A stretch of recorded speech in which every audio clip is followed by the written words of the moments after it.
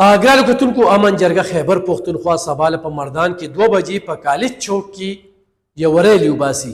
د هغې دپاره ټولې تیاری مکمل شوي دي. د صوبایي چیرمین کمال شاه باچا په مشرۍ کې 400 نه به خو د اجاز خان، اجاز مرتضی، د خصیب قربان په مشرۍ کې چې کوم دی نو جلوس په دغه کې شاملیږي. 15 نکات دي او 15 نکاتو کې کوم دي ګرانو کتونکو هغې سره د هر شعوري کس او محب وطن کس او د پښتونخوا باندې چې خوږیږي نو د هغه تړون دی. هغې کې آیس نشه انتخابي زیاته شوې ده، د دې په ضد اواز پورته کول دي چې قانون په حرکت کې راشي. دویم چې کوم دی بتخوري،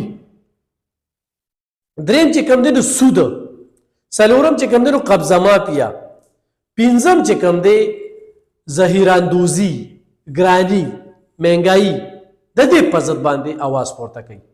نو وخت راغلی خو د مردان خلک زما دا ویډیو ګوري، خو د تغبې او د نوخار خلک زما دا ویډیو ګوري، خو د 400 او د پیښور خلک زما دا ویډیو ګوري، خو د ملکن ډیویژن خلک زما دا ویډیو وري. نو امن جرګه کې نه اوټ شته او نه نوټ شته.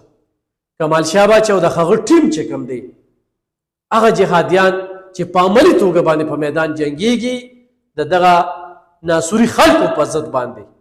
ګرانو کتونکو د ستاسو راتګ د هغوی جذبه نوره هم لوړوي. د ستاسو راتګ او دغه ریلی او دغه جلسه کامیابول د دغه ناسوري خلکو جنازه ویستل دي. د ستاسو دغه جلسه کې ګډون ریاست او دغه چارواکي پولیس په حرکت کې راوستل دي. ګرانو کتونکو دا امن جرګه وه چې نن د سود خلاف خو صوبایي حکومت یو قانون جوړ کړی دی او پاس کړی دی. نو دا د امن جرګې زور و.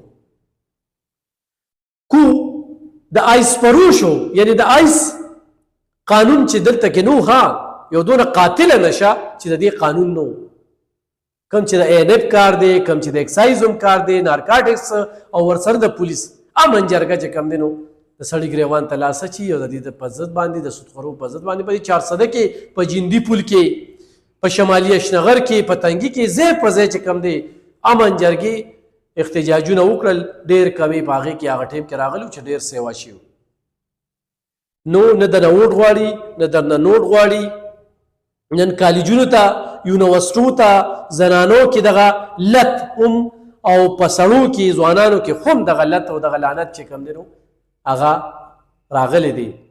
نو خوداره خپل ځان هم پیژندل دي او خپل ځان محب وطن ښودل دي او د خپل ځان دپاره د خپلو بچو دپاره سبا چې کوم دی نو په دغه مردان کې د کمال شاه باچا په قیادت کې چې دغه کومه جلسه کیږي دغه کامیابه کې سبا 2 بجې موږ به 400 نه هم ځو. زه خپل هم په دغه کې ګډون کوم او نن چې پرچار کوم زه د هغې پوره حصه یم او د دغه شانتې خلکو زه ستاینه کوم او خراج تقسیم ورته پیش کوم چې د دې فتنې په دې دور کې چې دغه خلکو پیسې ریستلي، شوړې ورکوي، پولیس اخلي، ولس اخلي، جرګې اخلي.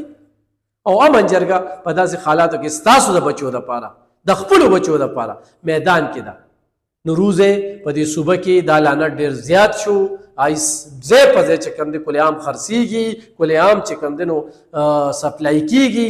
نو سبا له بنیتي ختمه کې، سیاسي بنیتي ختمه کې هرې پارټۍ سره چې تړون دی خو د خپلو بچو دپاره سبا راشي چې ریاست مجبوره شي چې د دې خلاف کوټلې ګامونه پورته کړي. دا پرچې نه نمایش دپاره تصویرونه او مخونه یې پټ چې د دې خلکو په چوراهو کې تصویرونه ولګي. دا کوم خلک چې دا خرڅول کوي سبا 2 بجې ضرور سید کمال شاه باچا په مشرۍ کې چې کومه دغه جلسه هغوی ډېرې تیارۍ دې لپاره پیل کړي دي او ډېرې خوارۍ وکړي. نو زما پکې دغه یو ونډه وه چې وامې چوله. زما دا ویډیو تاسو ګورئ، ضرور یې سره شیر کړئ. دا ثواب په نیت یې شیر کړئ. ډېره مننه.